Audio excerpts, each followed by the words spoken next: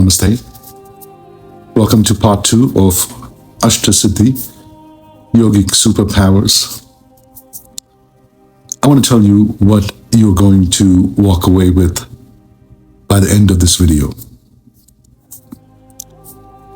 By the time this is over, you're going to recognize someone you already know in a completely new way. Maybe a mentor of yours, maybe a leader, maybe someone in your life you've always felt differently around, but just couldn't explain why. Or this could be yourself. Maybe it's you. Because what I'm about to show you is that the 8 ancient superpowers described in the Vedas thousands of years ago are not locked away in a scripture. They are living inside human beings right now. These powers, today, in ordinary life. And I think when you see it, you cannot unsee it. So, stay till the end, if you can. Because I'm also going to tell you about something that Patanjali, the ancient master who documented all of this, what Patanjali said that almost nobody interprets it this way. Something that changes everything about how you approach your own life. And at the end of it, if you haven't watched part 1, you're going to want to watch that. Because part 1 shows you what happens when an entire civilization expresses these 8 powers at a mass scale. What we built without knowing what we were building. But that's part 1. Please watch that. So this is part 2. And we are starting right now. If you've never heard this word before, siddhi, that's completely fine. Because most people haven't heard of the word siddhi. It's a Sanskrit word that means accomplishment. That means attainment, perfection. It refers to what happens to a human being who goes so deep in their inner practice, so deep in meditation, so deep in the process of burning away everything inside them that's not real, that something begins to open. Something that was always there. These powers just buried under the noise of an ordinary life. The ancient sages of India, the rishis, they documented 8 specific powers that arise in a person who reaches a certain depth of being. It's not as a reward or a miracle. They say it's a natural consequence of sadhana. The way a seed doesn't try to become a tree, it just becomes one when the conditions are right. So these 8 powers are called Ashtasiddhi. If you haven't watched part 1, I'm just repeating it. Ashta means 8. And I'm going to tell you what each one is in a moment.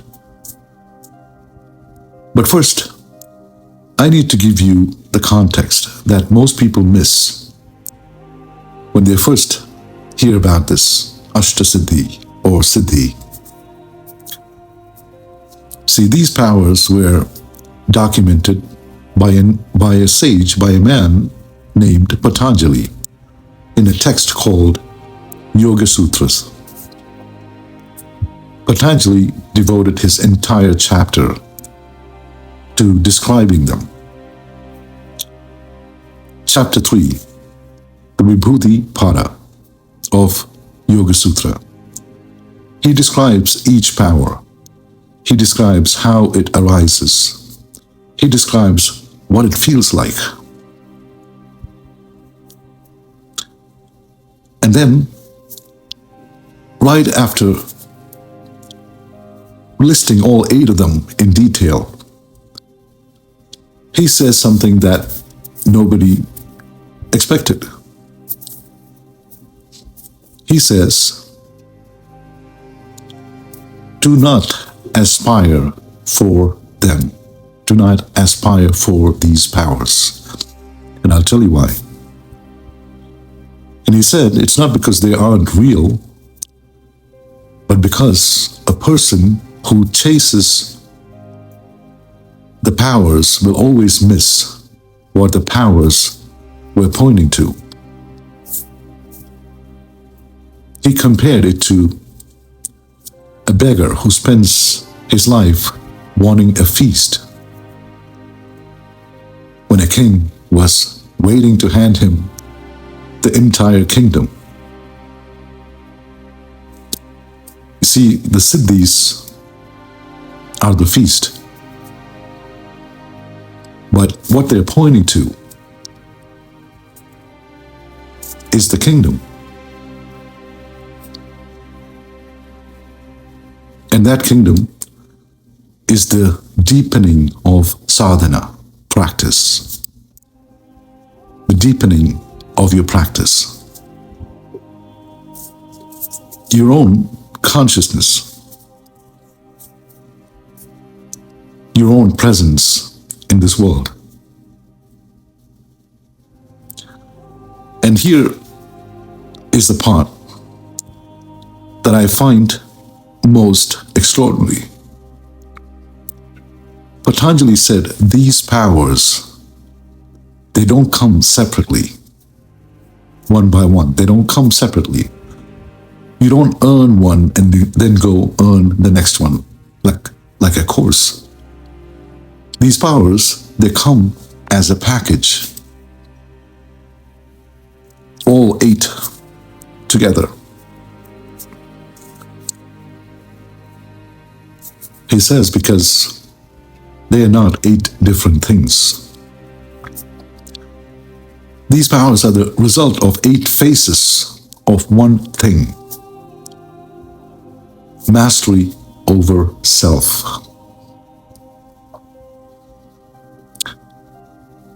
Now let me show you what that looks like in a real human life. And it's not a mythology. Let me show you right here, right now, in today's world. And before I do this, I want to say something with complete respect for the Vedic tradition. You see, the ancient masters described these powers literally, as they are, physically.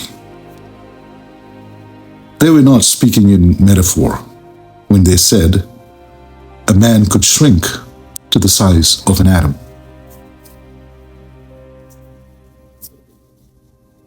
Or become so heavy that no force in creation could move them. They really meant it. But that was a different era. That was an era, a time when the relationship between consciousness and matter was genuinely different from what most people can access today.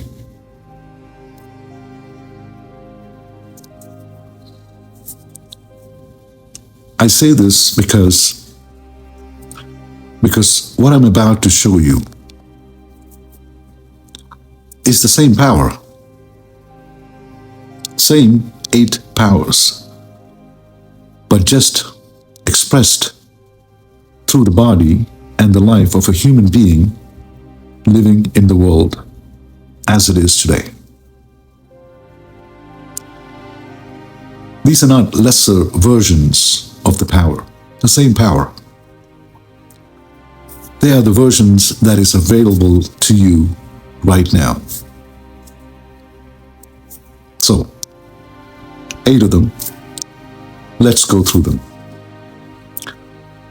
So as we said, the first siddhi is called anima. And anima is the power to become as small as an atom, to become invisible, undetectable. Now imagine this. A person walks into a room full of powerful people, important people, wealthy people, people with agendas and strategies, and people with secrets. And this person makes themselves completely small, not weak or diminished, strategically invisible. Like they sit quietly in the corner. They ask no questions. They draw no attention. And the powerful forget that this person is there. And in that silence, he hears everything.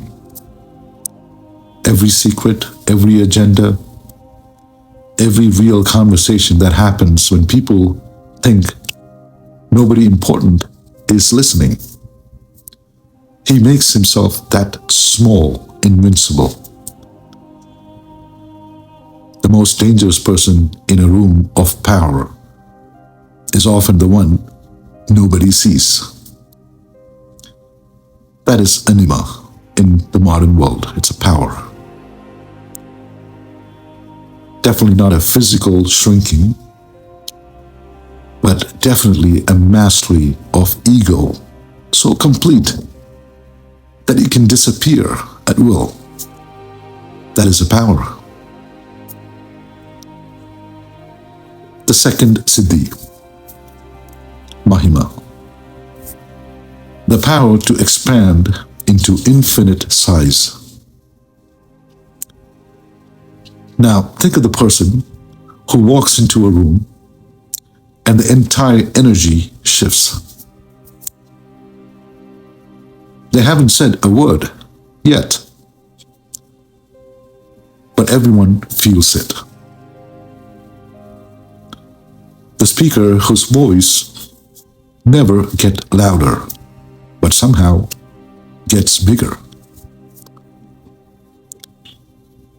Like a leader whose vision is so vast that people don't just follow it, they live inside it.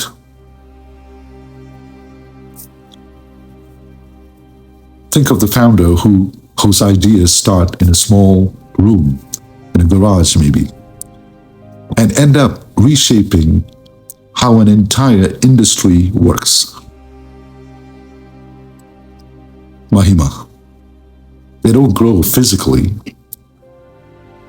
but their consciousness expands until the world had to make room for it. That's also a power, and that's Mahima in the modern world. The third siddhi is called Garima. the power to become immovably heavy. Let me show you how this works in the modern world. Picture the negotiator sitting across from the most aggressive person in the room. The tactics come, the pressure comes, the intimidation comes, the ultimatums come. And he just sits there, not defensive, just rooted. The way a mountain doesn't argue with the wind. Every tactic bounces off. Every manipulation dissolves. Because this person has found something so true inside themselves that nothing from the outside can move it. He is so heavy, it's immovable. The world bends around them. They do not bend. And that's also a power. And that is Garima in the modern world. The fourth siddhi is Lagima. Lagima is the power to become weightless. In the modern sense, think of the person who loses everything. His house, his business, his wife collapses. And by the next morning, he's already moving. He's not bitter. No heaviness, no bitterness stuck to this person. Everything around him is still processing the wreckage, but this person has already adapted. He's already pivoted. Oh, he's already found the next move. He lost everything. The next day, he's already found. He's moving. These people don't carry yesterday. Life cannot accumulate any kind of pressure or weight on them. And it's not that he's avoiding, or it's not that he's in denial. That is mastery over gravity. That's also a power. In the modern world, that is Lagima. Let's talk about the fifth siddhi, called Prapti. Prapti is the power to reach anything, anywhere, instantly. You know this person. This power is available to all of us. One phone call, and the door drops.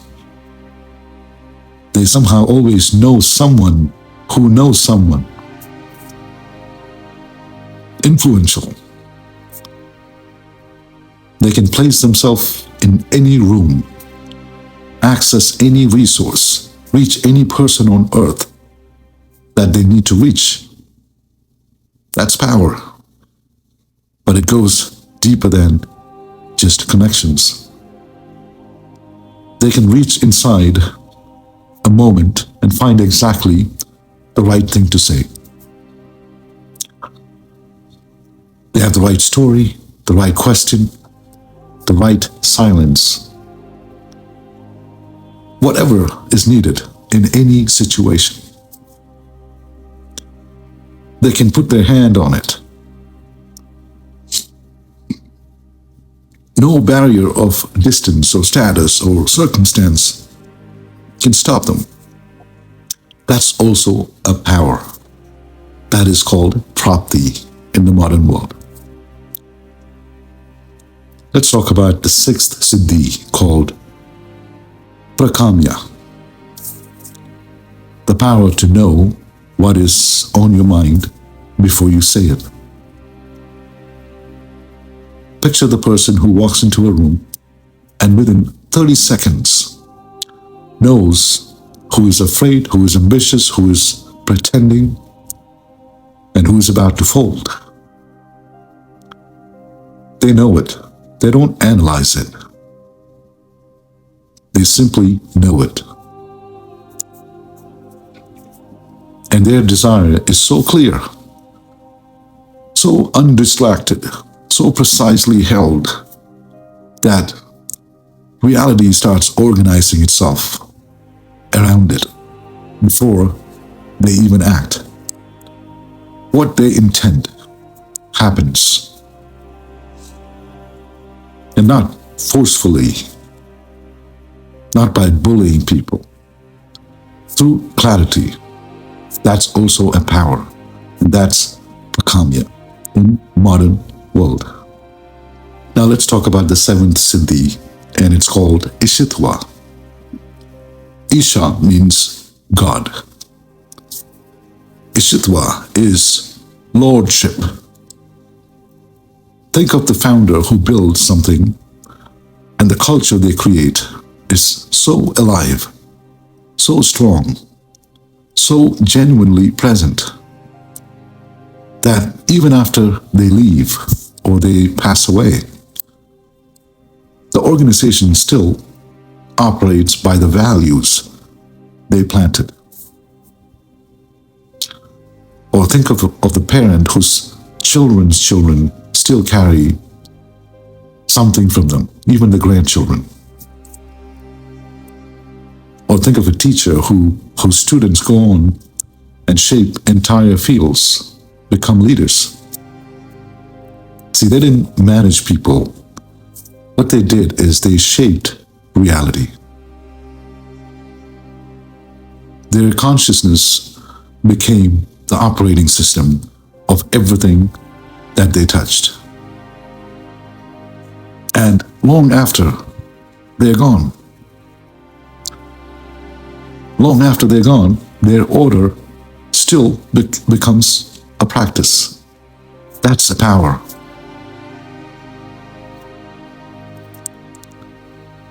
The eighth siddhi is called Vashitva, the power to move any being.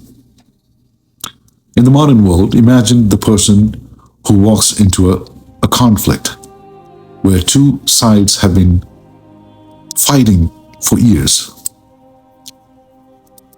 without any argument, without shedding blood, without no pressure, with just their presence. And within an hour, something shifts. Everyone in the room feels it. They feel seen. They feel understood. They feel somehow larger than they were before they encountered this person. He's got that presence. Even animals calm around them. Children trust them immediately. Enemies soften.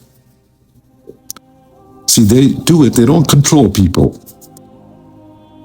Their power is to dissolve the resistance in people.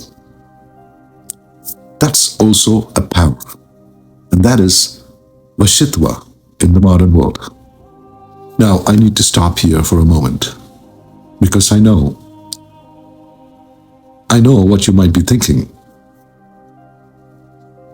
These are powerful descriptions.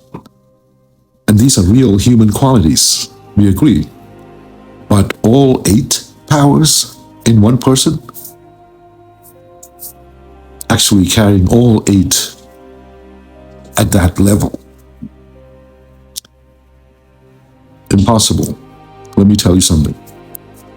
You see, throughout history, there have been yogis, practitioners, masters, People who through years of genuine sadhana, genuine practice, genuine inner work, attained some of these powers. And many of them are documented. Many of them lived quietly and were known only to those around them, in the local village maybe. But I want to give you three specific people, three people who actually lived with all 8 of these powers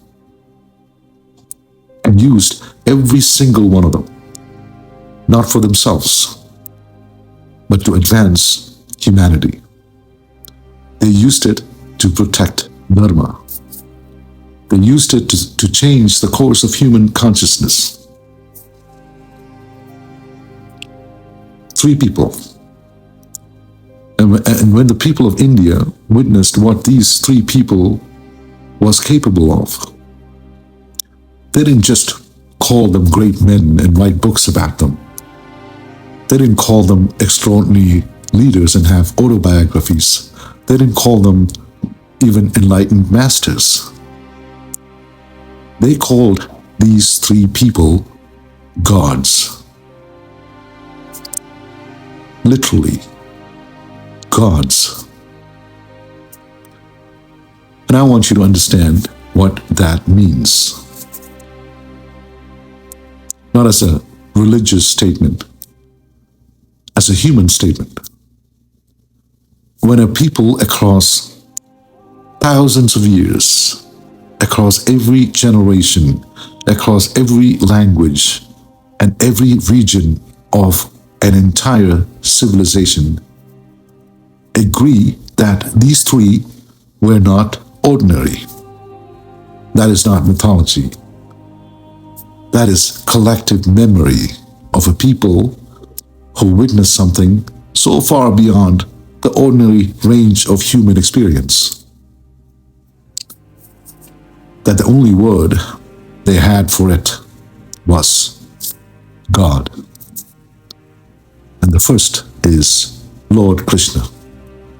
Born in a prison cell, his birth was a threat so significant to the ruling power that the king ordered the murder of every infant in the land.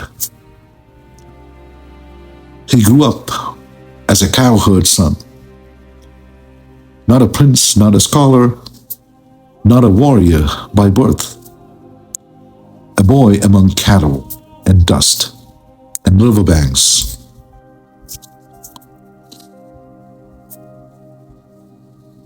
And yet, every person who encountered Krishna left that encounter a changed person.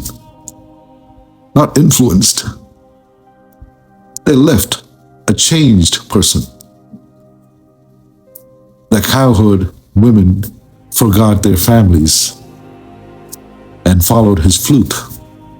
The warriors put down weapons at his feet. Kings sought his counsel. Arjuna, one of the greatest warriors who ever lived, collapsed on a battlefield in despair. And Krishna sat beside him and in a single conversation gave him back not just his courage, but his understanding of why he was alive. And that conversation became the Bhagavad Gita. Spoken once on a battlefield 5,000 years ago. And it is still the most consulted guide to human consciousness on the planet. Krishna knew what was in every mind before a single word was spoken. He appeared to different people in different forms, simultaneously. Power, Ashtasiddhi. He could not be moved from Dharma, even when his own clan was destroying itself. His vision was so vast that he saw the entire arc of karma and creation in a single glance. Ashtasiddhi, the power to move any being. Krishna's name alone has been dissolving the resistance of human hearts for over 5,000 years. That is Krishna, who carried all 8 powers. Second person who carried all 8 powers in one person is Lord Rama. Born as a prince, walked away from his kingdom without a word of protest because his father asked him to. 14 years in the forest with nothing, exile. And yet, every being he encountered in those 14 years was transformed by that encounter. And not just people, animals, the birds of the forest, the tribal people who had never been inside a palace. They didn't follow Rama because he was a king. They followed Rama, Lord Rama, because in his presence, they felt what it was like to be seen as they truly were. His compassion. When Rama walked towards the ocean to build a bridge to Lanka, the rocks floated. Even the squirrels helped carry pebbles. An army of monkeys built a bridge across the sea. Because Vashitva at that level doesn't mean commanding people. It means your purpose is so aligned with Dharma that all of creation recognizes itself to participate in it.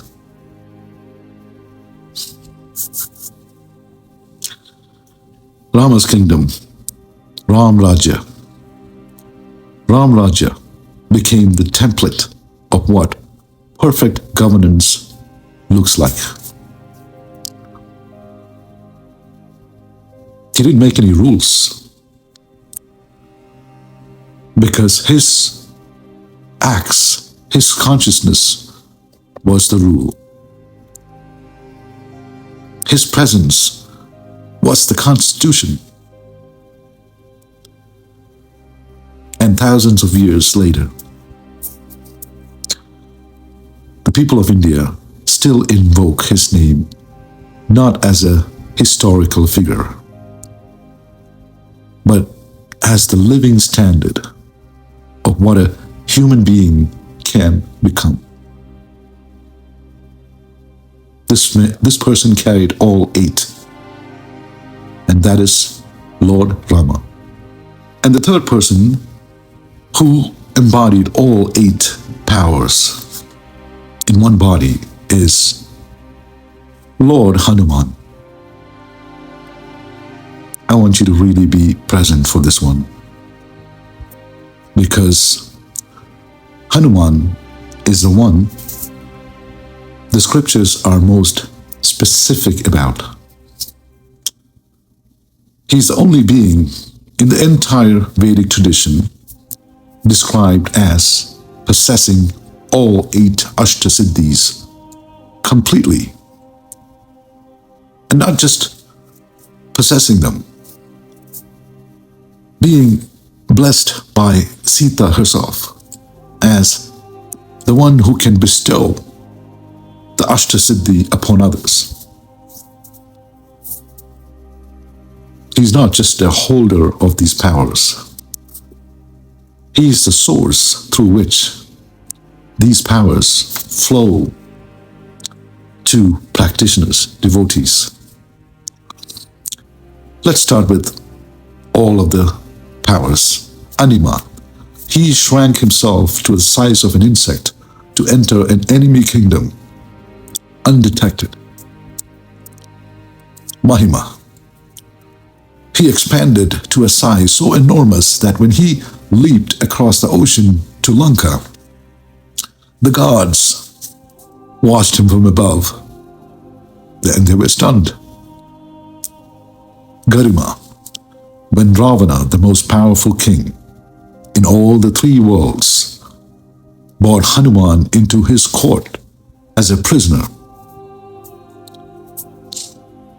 Ravana tried to make Hanuman feel small.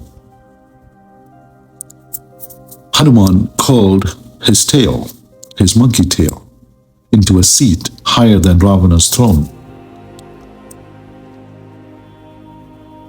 And he sat above him, calmly.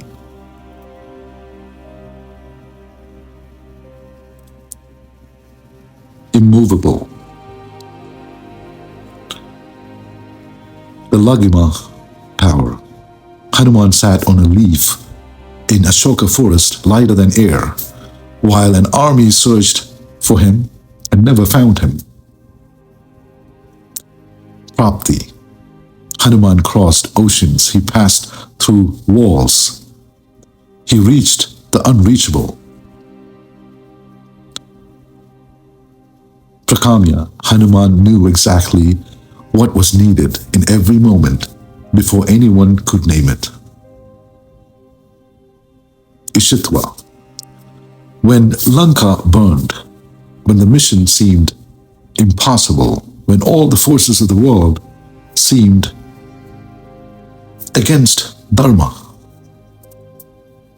the fire that Ravana lit on Hanuman's tail became the fire that burned Lanka. His intention bent the elements themselves.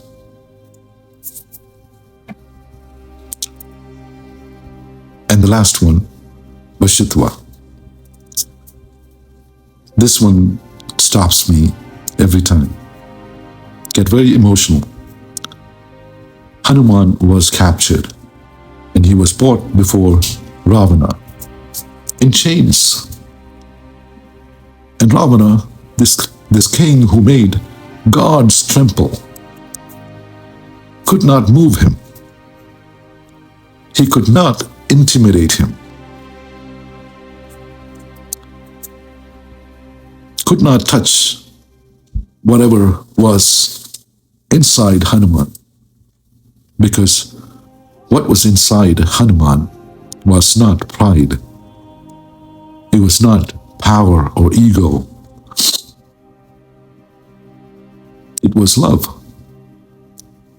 Pure, unshakable love for Rama.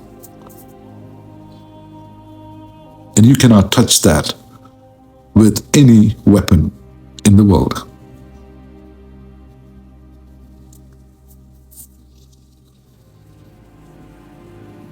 After all of that, after crossing oceans, after finding Sita, after burning Lanka, after carrying a mountain to save a dying warrior, after using every single one of the 8 powers of service of Dharma, Hanuman's description of himself was a single line. I am the servant of Rama.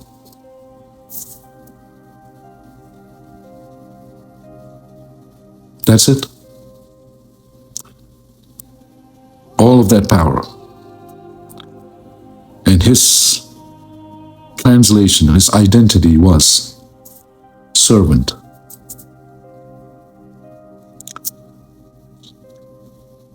That is why they called him a god. Not because they were beyond human, but because They showed what human actually means when it's fully lived.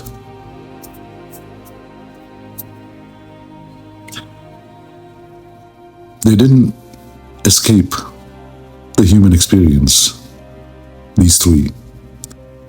They mastered it.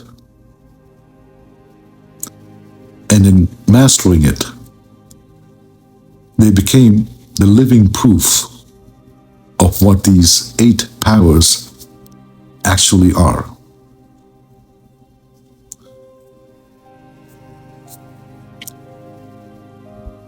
Not superpower. It's not magic. The natural expression of a human consciousness that has burned away everything that was never real. So Ashtasiddhi, 8 powers: Anima, Mahima, Garima, Lahima, Prapti, Prakamya, Ishitva, Vishitva. Now I need you to really think about this, because Patanjali and every ancient master who documented these powers was insistent about one thing. They don't come one at a time. You cannot go looking for just garima, just the ability to be heavy. You can't pursue just lagima, just the lightness part. When sadhana goes deep enough, when the practice becomes real enough, when the consciousness genuinely begins to transcend its own limitation, all 8 powers come together. They come together as one. Because they are one thing. They are one thing. Different expressions of a single unified state. And now, imagine what that looks like in one person. A person who can make themselves invisible when the moment calls for it, and fill an entire room when that moment calls. A person who cannot be moved from what's true, and yet carries no weight from yesterday. Who can reach anyone or anything at any time. A person who already knows what they need before they say it. Whose values outlive their presence. And whose presence alone dissolves the resistance in anyone they meet.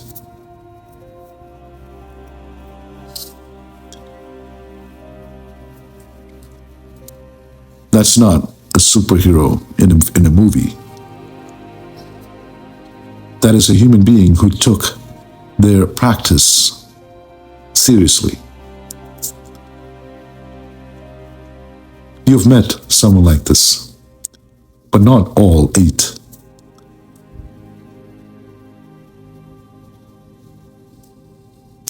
But you have felt what it is like to be in the presence of someone who carries at least one of these powers.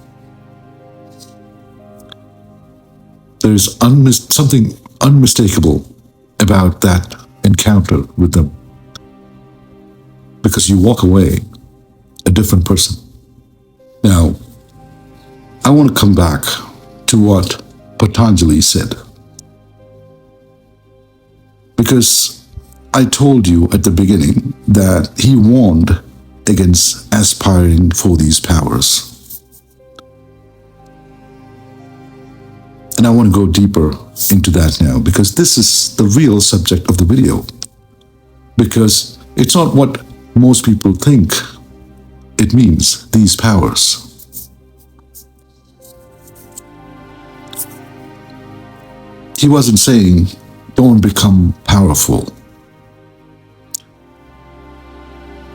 He wasn't saying to stay small. He wasn't saying powers are bad or dangerous or spiritual ego traps. He was saying something much more precise than that. Patanjali was saying that the person who makes the siddhis their destination will always stop there. A person who gets garima, who finds that unshakable groundness,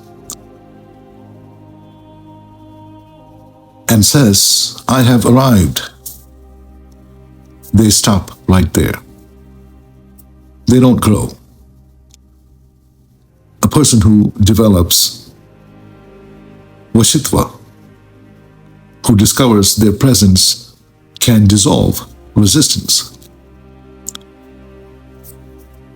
and starts building their identity around that power, they stop growing too.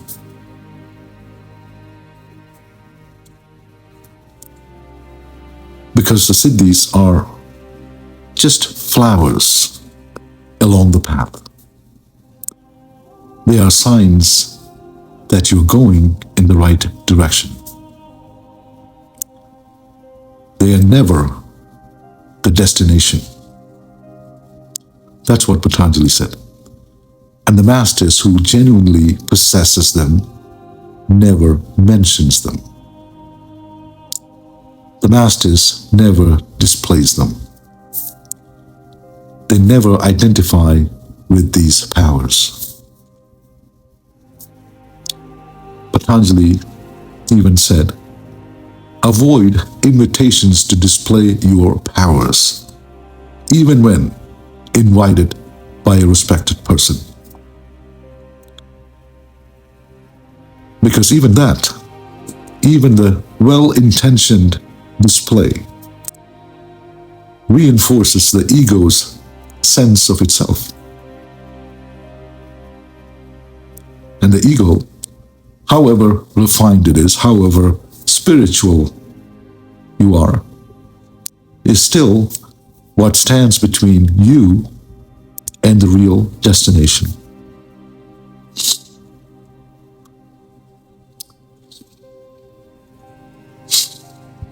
Think about Hanuman. He possessed all 8 Ashtasiddhis completely. And yet, he described himself with a single sentence. I am the servant of Rama. All that power. And his identity was servant. That's the teaching. This video, part 1 and part 2, was not about the powers themselves. The state of being from which the powers arise.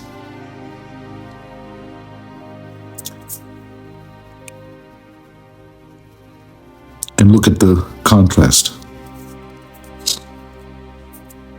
Contrast would be Ravana. Ravana was one of the greatest yogis who ever lived.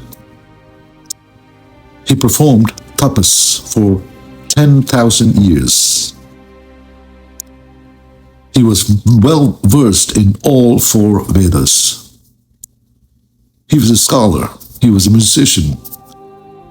He was a king, the ruler, a devotee of Shiva, so committed that he composed hymns of love from beneath a mountain that was cursing him. He had powers that shook the cosmos.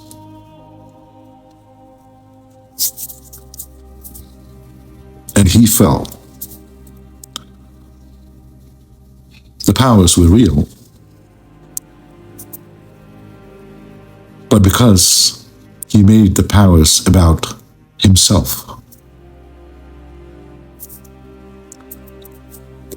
he accumulated everything that the siddhis represent, without the one thing that holds them correctly.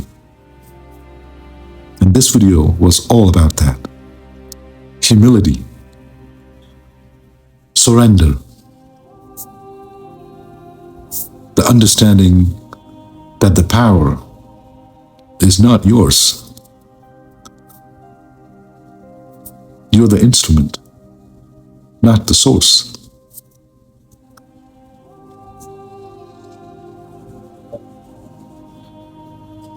That's the difference between Hanuman and Ravana.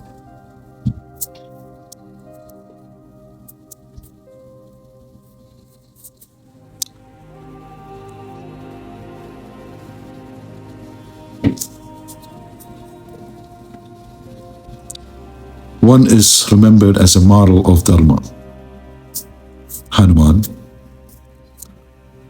and the other one is remembered as the cautionary tale. So here is where I want to leave you. We have talked about what these 8 powers look like inside one person.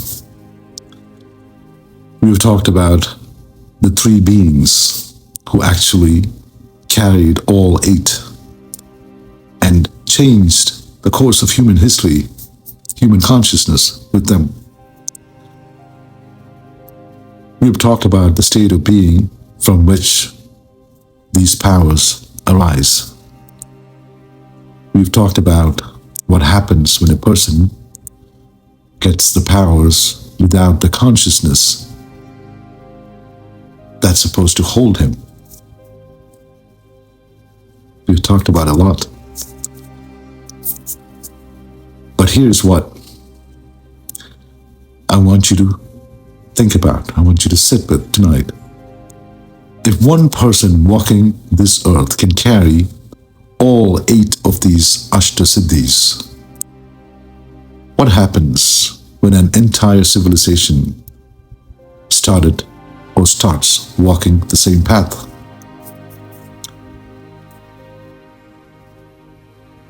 That is not a philosophical question. The ancient sages said it was inevitable. And the evidence is already here. If you didn't watch part 1, it's in there. I show you what humility has already built as a civilization, without knowing what it was building.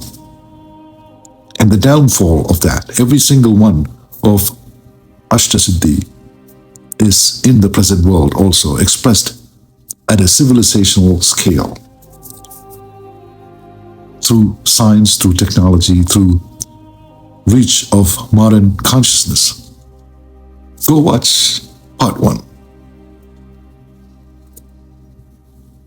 And it will change how you see everything around you. Extraordinary. Go watch part 1.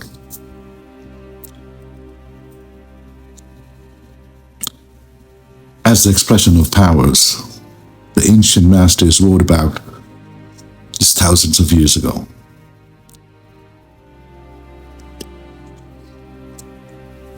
It's here in the modern world.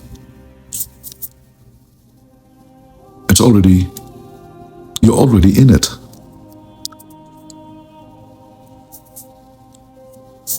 Watch part 1. Because what I show you there, you'll never unsee. I'll see you there. Namaste.